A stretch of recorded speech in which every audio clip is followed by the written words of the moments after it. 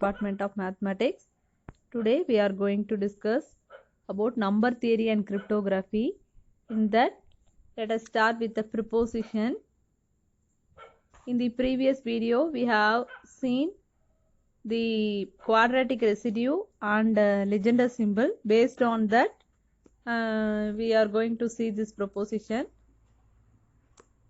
Prove that 2 by p is equal to minus 1 whole power p square minus 1 divided by 8, that is equal to 1 if p is congruent to 1 mod 8, minus 1 if p is congruent to plus or minus 3 mod 8.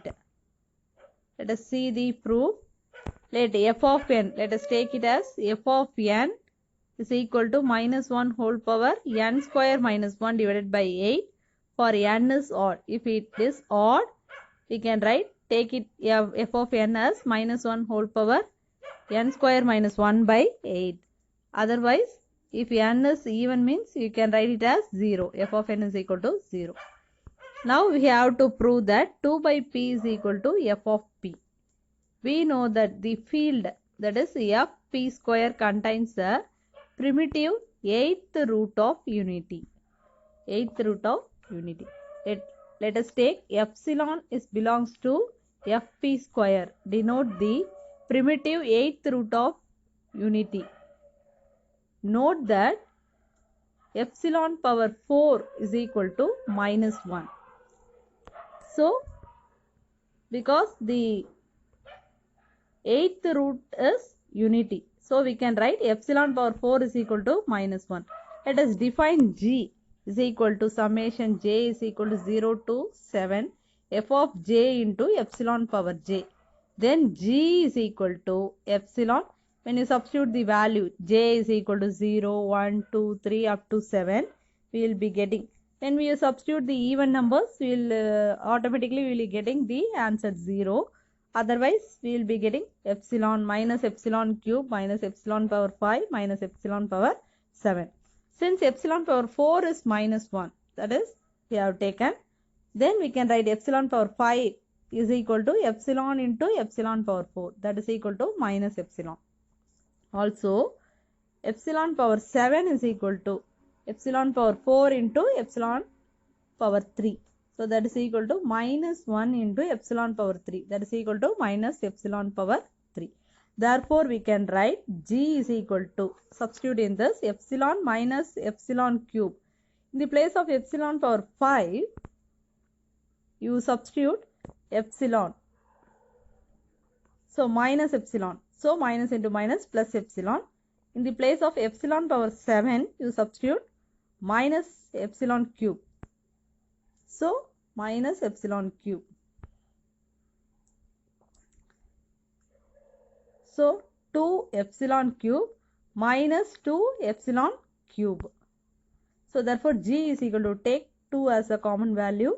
So, 2 into epsilon minus epsilon cube implies, then G square, squaring on both sides, G square is equal to 4 power 4 into epsilon minus epsilon cube the whole square.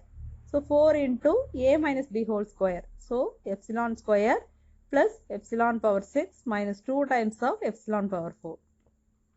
So, 4 into epsilon square plus epsilon power 6 minus 2 into, we know that epsilon power 4 is minus 1. So, minus into minus plus 2. Then, in the next step, 4 into, in the place of epsilon square plus epsilon power 6, you write minus epsilon square. So, the value get cancelled. So, 4 2s are 8. So, therefore, the G square value is 8. Now, we can write G power P is equal to G square into P minus 1 by 2 into G. We can write this G power P as like this. In the place of G square, you substitute 8. So, 8 power P minus 1 divided by 2 into G. So, by Euler's criterion, we have already seen in the previous video, that is the Euler's criterion, nothing but A by P is congruent to A power P minus 1 divided by 2. So here we are getting in the place of A, we will be having 8. So replace 8 by P into G. So we can write 8 as 2 into 2 square by P into G. In the previous video, we have seen 4 properties. A, B square by P is equal to A by P. So we can write 2 by P into G. Take this as equation number 1. We know that G power P is equal to, already we have taken summation J is equal to 0 to 7 f of J into epsilon power Pj. Here take f of J is equal to f of P into f of Pj and Pj is equal to J dash. So now substitute. So G power P is equal to summation J is equal to 0 to 7 f of P into f of Pj into epsilon power Pj. So that is equal to, take that f of P outside, summation J is equal to 0 to 7 f of, in the place of Pj replace J dash epsilon power J dash. In the next step you write f of P into, this is nothing but G in terms of J dash. So take the second equation. From compare 1 and 2, when you compare 1 and 2, we are getting G power P is equal to 2 by P, that is equal to f of P. Therefore 2 by P is equal to f of P is nothing but minus 1 whole power P square minus 1 by 8. Let us see next proposition. Law of quadratic reciprocity. Let P comma Q be two odd primes, then Q by P into minus 1 whole power P minus 1 into Q minus 1 divided by 4 is equal to P by Q. That is minus P by Q if P is congruent to Q is congruent to 3 mod 4 P by Q otherwise. Let us see the proof. Let f be any power of P such that f power P is congruent to 1 mod P, where f is equal to P minus 1. Then the field FPF contains a primitive qth root of unity. Let epsilon belongs to FPF denotes a primitive qth root of unity. Define G is equal to summation J is equal to 0 to Q minus 1 J by Q into epsilon power J by lemma. Before that we have to prove a lemma for G squared is equal to minus 1 whole power Q minus 1 divided by 2 into Q. Let us first prove this lemma. Let G is equal to summation J is equal to 0 to Q minus 1 into J divided by Q into epsilon power J. We can write G squared is equal to summation J comma K is equal to 1 to Q minus 1 J by Q into epsilon power J into, in the place of J replace K, minus K by Q, minus K epsilon power minus K.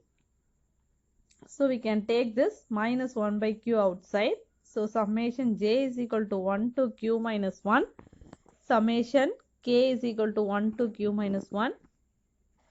We can associate I and J divided by Q into epsilon power J minus K. In the next step, we can write minus 1 by Q means, by the properties we have seen in the previous video, by the fourth property, we can write minus 1 by Q as minus 1 power Q minus 1 divided by 2. Summation J is equal to 1 to Q minus 1. Summation K is equal to 1 to Q minus 1. J K divided by Q into epsilon power J minus K.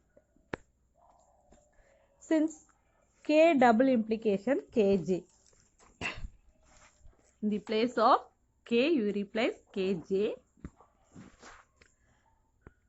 So that is equal to minus 1 whole power q minus 1 by 2 summation jk divided by q into epsilon power j minus, in the place of k you replace kj. In the next step you can write jk, in the place of jk you replace k. So k by q into epsilon power j power 1 minus k.